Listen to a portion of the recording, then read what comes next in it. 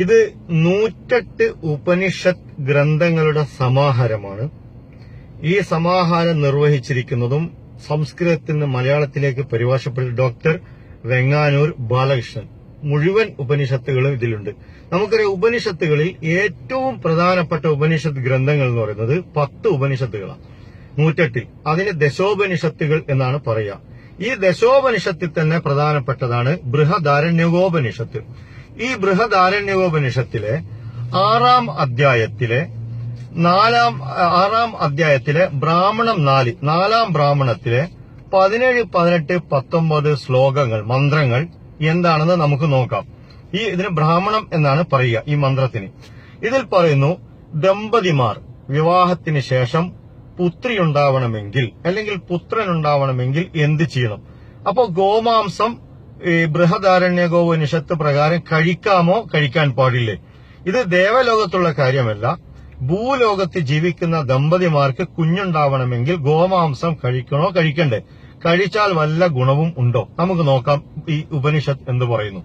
ഇതില് 17ാമത്തെ ശ്ലോകത്തിൽ പറയുന്നു, അധയ ഇച്ഛേത് ദുഹിത മേ പണ്ഡിത ജായതേ എന്ന് പറയുന്ന ശ്ലോകാണ്.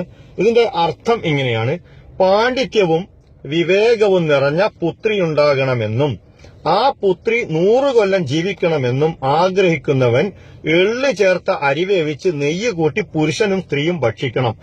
അടുത്ത ശ്ലോകത്തിൽ പുത്രനാണ് വേണ്ടതെങ്കിൽ പണ്ഡിതനായ, അതിൽ അതയ ഇച്ഛേത് പുത്രോ പണ്ഡിതോ വിഗീതഃ സ്മിതം ഗമഃ എന്ന് പറയുന്ന ശ്ലോകത്തിൽ പറയുന്നു, പാണ്ഡിത്യം തികഞ്ഞവനും ശ്രേയസ്സുറ്റവനും നല്ല വാക്കുകൾ പറയുന്നവനുമായ പുത്രൻ തനിക്കുണ്ടാവണമെന്നും അവൻ വേദങ്ങളെല്ലാം പഠിക്കണമെന്നും ആഗ്രഹിക്കുന്നുവെങ്കിൽ 100 വർഷം ജീവിച്ചിരിക്കണമെന്ന് ആഗ്രഹിക്കുന്നുവെങ്കിൽ മാംസം ചേർത്ത ഭക്ഷണം പാകം ചെയ്ത് നെയ്യ് കൂട്ടി 2 പേരും ഭക്ഷിക്കണം.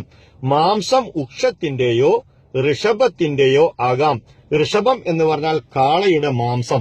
അപ്പോ നല്ല ബുദ്ധിയുള്ള, വേദപണ്ഡിതനായ, ഓജസ്സുള്ള, ശ്രേയസ്സുള്ള, സുന്ദരനായ പുത്രനെ ദമ്പതിമാർക്ക് ലഭിക്കണം എന്ന് ആഗ്രഹിക്കുന്നുണ്ടെങ്കിൽ കാളഭക്ഷണം കഴിക്കണം എന്നാണ് പറയുന്നത്. നമുക്കറിയാം, ഇത് ഭൂമിയിലെ ജീവിക്കുന്ന മനുഷ്യന്മാരോട് ഈ ഉപനിഷത്ത് ഗ്രന്ഥം പറഞ്ഞിരിക്കുകയാണ്. അപ്പൊ ഇതിൽ വിശ്വാസമുള്ള ആളുകളെ ഈ വിശ്വാസം അനുസരിച്ച് പ്രവർത്തിക്കുന്നതിന് നാം എന്തിനാണ് തടസ്സം നിൽക്കുന്നത്? ഇത് ദേവലോകത്തുള്ള ഇന്ദ്രനോടോ വരുണനോടോ മിത്രനോടോ ഒന്നും പറഞ്ഞതല്ല.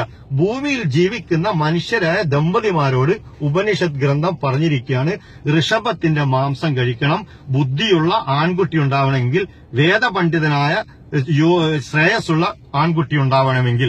Thank you very much.